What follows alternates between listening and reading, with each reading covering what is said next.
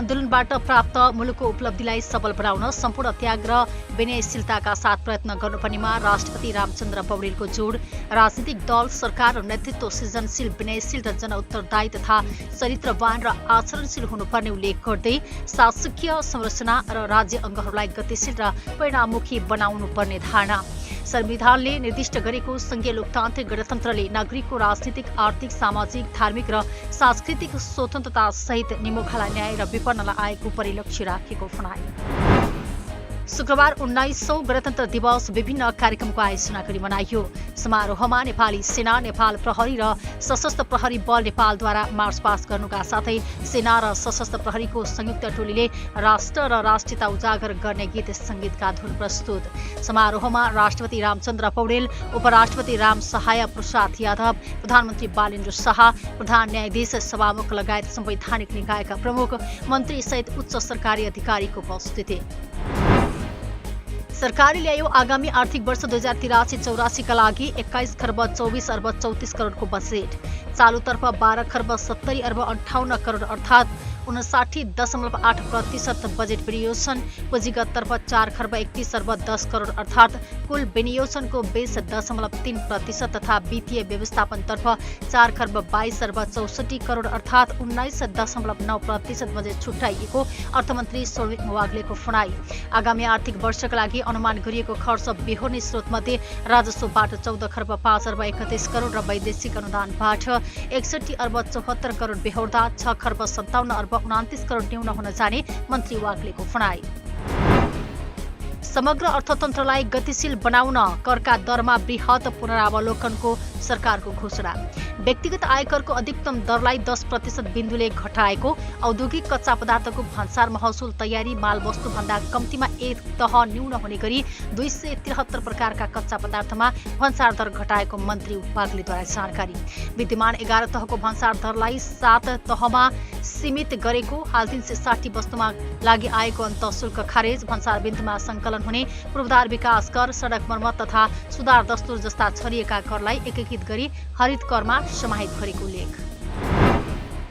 सरकारले विद्युत खरिद सम्झौता गरेर निर्माण सुरु नगरेको आयोजनाहरूको सम्झौता खारिज गर्ने।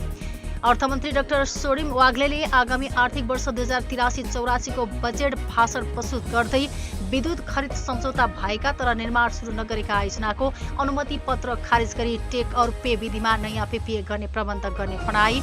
10 मेगावाट भन्दा कम क्षमताका जलविद्युत आयोजनाको तत्काल पीपीए गर्ने। सुक्खा याममा घटाघटमा विद्युत खरिद दर निर्धारण गरी विद्युत खरिद सम्झौता गरिने।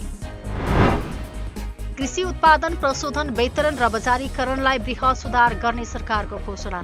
न्यूनतम 2 करोडसम्म कृषि तथा पशुजन्य उत्पादनका लागि प्रारम्भिक पुँजी लगानी गर्ने कृषकलाई सरकारले 40% सम्म प्रोत्साहन अनुदान उपलब्ध गराउने पाइलट कार्यक्रमको तयारी रहेको अर्थमन्त्री डाक्टर स्वर्णिम वाग्लेको भनाई। वास्तविक कृषकलाई उन्नत बिउ, मल, सिँचाइ, विद्युत तथा कृषि बीमामा सहयोग उपलब्ध गराउँदै कृषि अनुदानको दुरुपयोग रोक्ने सरकारको बजेटमा उल्लेख। कृषि उपजको उचित मूल्य सुनिश्चितता, किसान र क्रेता बीच करार, अनुदान तथा नियमन सहितको कानूनी व्यवस्था गर्न कृषि विधेयक संसदमा शीघ्र पेश गर्ने जानकारी। आगामी आर्थिक वर्षका लागि शिक्षा क्षेत्रमा 2 खर्ब 18 अर्ब 30 करोड बजेट विनियोजन। सुदूरपश्चिम प्रदेशको गेटा स्थित शहीद दशरथचन्द स्वास्थ्य विज्ञान विश्वविद्यालयमा चिकित्सा शिक्षाका 4वटा विधामा कार्यक्रम सञ्चालन गर्ने। विद्यालय तहदेखि उच्च शिक्षासम्मका लक्षित विद्यार्थी छात्रवृत्तिका लागि 8 अर्ब 60 करोड छुट्याइयो। स्वास्थ्य बीमालाई प्रभावकारी रूपमा अघि बढाइने जनाएको छ भने जलनको सघन उपचारका लागि वीर र कीर्तिपुर अस्पतालको क्षमता बढाइने।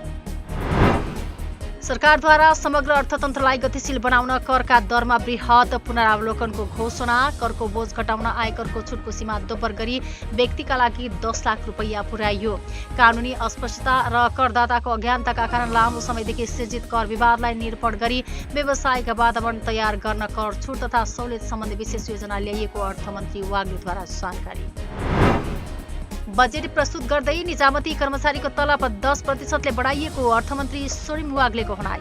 नयाँ तलबमान लागू भएपछि करिब 10% मासिक वृद्धि हुने व्यवस्था गरियो। महँगी भत्ता 5,000 रुपैयाँ कायम। यी व्यवस्थासँगै कर्मचारीको पारिश्रमिक संरचनामा करिब 21% सम्म वृद्धि हुने अनुमान। नेकपा एमालेका अध्यक्ष केपी ओलीद्वारा राष्ट्रिय मानवाधिकार आयोगको प्रतिवेदनबारे वरिष्ठ अधिवक्ताहरूसँग परामर्श। आयोगले पूर्व प्रधानमन्त्री ओली, पूर्व गृहमन्त्री रमेश लेखक र पूर्व सूचना तथा सञ्चार मन्त्री पृथ्वी सुब्बा गुरुङले मानव अधिकार उल्लङ्घन गरेको ठहर गरेपछि ओलीले कानुनी राय लिए। आयोगले पक्षदर्शी कानून बनाएर कारबाहीको सिफारिस गर्ने विषय गैर संवैधानिक, गैर कानूनी, अन्तर्राष्ट्रिय मानवाधिकार विपरीत र हास्यास्पद भएको छलफलमा सहभागी अधिवक्ताहरूको भनाई। आयोगले लामो समयसम्म होल्ड गरेको प्रतिवेदन तोडमोड गरी सार्वजनिक गरिएको ओलीको दावी। सरकारले सुकुम्बासी बस्ती भत्काएर गलत गरेको नेपाली कांग्रेसका सभापति गगन थापाको भनाई। सुकुम्बासी बस्तीका घर टहरा हटाएर सरकारले आत्मसम्मानपूर्वक बाँच्न पाउने अधिकारमा ठेस पुर्याएको लेख। कांग्रेसका जनप्रतिनिधिलाई विधि र प्रक्रिया बिना सुकुम्बासी बस्ती भत्काएमा कारवाही गर्ने चेतावनी। सरकारले महानगरपालिका र उपमहानगरपालिका बाहेकका क्षेत्रमा नयाँ चलचित्र हल स्थापना गर्नेलाई 10 वर्षसम्म आयकर छुट दिने। आर्थिक वर्ष 2083-84 को बजेट वक्तव्यबाट अर्थमन्त्री सोर्मी वाग्लेको घोषणा। सुरुको 10 वर्षसम्म पूर्ण रूपमा आयकर छुट दिने व्यवस्था मिलाइएको जानकारी। सरकारले संगीत, कला तथा साहित्य सम्बन्धी अध्ययनलाई देशैभर प्रवर्धन गर्ने। राजगुठी लगतमा दर्ता रहेको त्रिपुरेश्वर महादेव मन्दिर परिसरमा गुठी रिसर्च इन्स्टिच्युट एवं एन्थोनो म्युजिकली सेन्टर स्थापना गर्न बजेट छुट्याइयो। ग्रामीण अर्थतन्त्रको पुनर्जीवनलाई सरकारले उच्च प्राथमिकतामा राखेको कृषि, वन तथा पर्यावरण मन्त्री गीता चौधरीको भनाई। कृषकलाई सम्मान र सहुलियत दिँदै कृषि क्षेत्रको आधुनिकीकरण र व्यवसायीकरण मार्फत उत्पादन बढाउन सरकार प्रतिबद्ध रहेको लेख। मल, बिउ र सिँचाइमा सहुलियत दिइरहेको उल्लेख गर्दै कृषकका समस्या समाधान गर्न मन्त्रालय गम्भीर रहेको स्पष्ट। विश्वको सर्वोच्च शिखर सगरमाथा आरोहणको ऐतिहासिक सफलताको स्मरणमा विभिन्न कार्यक्रमको आयोजना गरी सगरमाथा दिवस मनाइयो।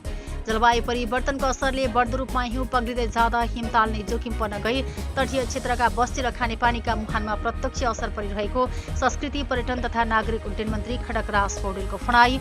हिमालको सुरक्षा गर्नु नेपालको मात्र नभई सम्पूर्ण विश्वकै समुदायको दायित्व भएको धारणा। नेपालको पर्यटन र समृद्धिको मुख्य आधार हिमाल भएकाले यसको संरक्षण र संवर्धन गरेर मात्रै राष्ट्रिय स्वाभिमान र आर्थिक विकास सम्भव हुने भनाई। जेएनजी आन्दोलन सम्बन्धी मानवाधिकार आयोगको प्रतिवेदनलाई कार्यान्वयन गर्नुपर्ने राष्ट्रिय प्रजातन्त्र पार्टी राप्रपाका अध्यक्ष राजेन्द्र लिङदेनको भनाई। अभूतपूर्व जनमत प्राप्त गरेर वर्तमान सरकार गठन भएको भन्दै जनताको आशा र विश्वासमा कुठाराघात हुने खालको काम सरकारले गर्न नहुनेमा जोड। यसअघि एकल बहुमत प्राप्त गरेको दलले 5 वर्ष सरकार चलाएको इतिहास नरहेकाले विगतको राजनीतिक दलहरूले गरेका कमी कमजोरी दोहोर्याउने सुविधा अहिलेको ठूलो दललाई नरहेको उल्लेख। यस वर्षको मनसुन अगावै पोखराका विभिन्न स्थानमा जमिन भासिन थाले। शुक्रबार बिहान 2 बजेतिर पोखरा महानगरपालिका वडा नम्बर 3 को नदीपुर क्षेत्रमा सडकसँगै एउटा घरको आँगन र घरको भाग भासियो। बिहानको समयमा अचानक जमिन भासिएर करिब 10 मिटर जति भुवाङ परेकाले त्यस क्षेत्रमा पोखराका लागि खानेपानी वितरणका लागि बिछ्याएको पाइप समेत फुटेको हुँदा अझै खतरा बढेको स्थानीयको भनाई।